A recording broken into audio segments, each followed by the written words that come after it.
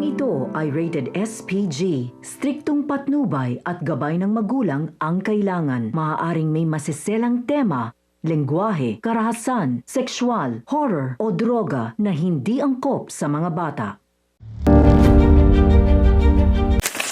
Isang mapagpalang araw mga kapuso, narito ang mga pinakamainit na tagpo sa House of Lies. Pero bago ang lahat, kung bago ka pa lamang sa aking channel ay huwag kalimutang mag-like, mag-share at mag-subscribe para lagi kang updated sa mga bagong recaps na aking i-upload.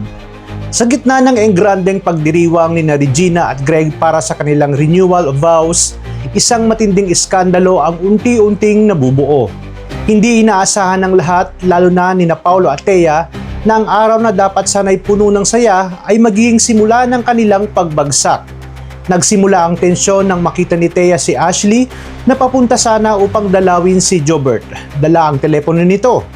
Agad niya itong pinigilan at inagaw ang cellphone na tila ba may itinatago. Nagtaka si Ashley, bakit kailangang kunin ng kanyang ina ang cellphone ng kanyang kuya Jobert? Sandaling naging panatag sina Thea at Paulo. Akala nila ligtas na ang kanilang lihim. Ngunit biglang dumating itong si Edward. Galit nitong inagaw ang cellphone mula kay Thea. Ayon sa kanya ay wala itong karapatang hawakan ang gamit na hindi niya naman pagmamay-ari. Kaya naman siya na mismo ang magdadala nito dito kay Marge. Agad namang binalaan ni Thea si Paulo na papunta na si Edward at kinakailangan nilang maagapan ang sitwasyon. Pero huli na ang lahat. Nasa mga kamay na ni Marge ang cellphone nitong si Jobert.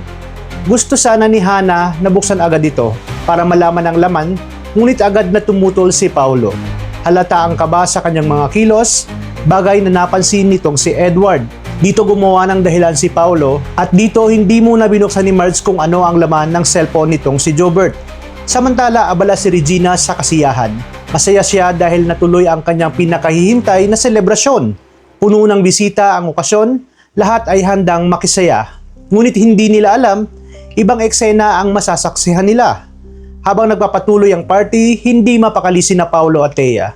Ramdam nila anumang oras, pwedeng sumabog ang katotohanan. At iyon na nga, sa isang sulok, tahimik na binuksan ni Marge ang telepono. At sa kanyang panonood, tila gumuho ang kanyang mundo. Nanlumo siya, nasaktan at nagalit. Dumiretso si Marge sa gitna ng selebrasyon, punong-puno ng galit, at nang makita siya ni Paulo, agad niyang naintindihan. Alam na ni Marge ang buong katotohanan. Sinubukan pa niyang pigilan ito pero hindi na nga mapipigil ang isang puso na winasak ng pagtataksil. Sa harap ng lahat ng bisita, buong tapang na isiniwalat ni Marge ang lihim ni Paulo at Thea. Isang iskandalong yumanig sa buong okasyon. Walang nagawa si Thea kundi mapahiya sa harap ng lahat habang si Paulo ay nanatiling walang masabi. Ang pagdiriwang nauwi sa kahihiyan. Ang pagmamahalan ay tuluyan ng nasira sa pagkakataong ito. Ano nga kaya ang susunod na hakbang ni Marge matapos mailantad ang buong katotohanan?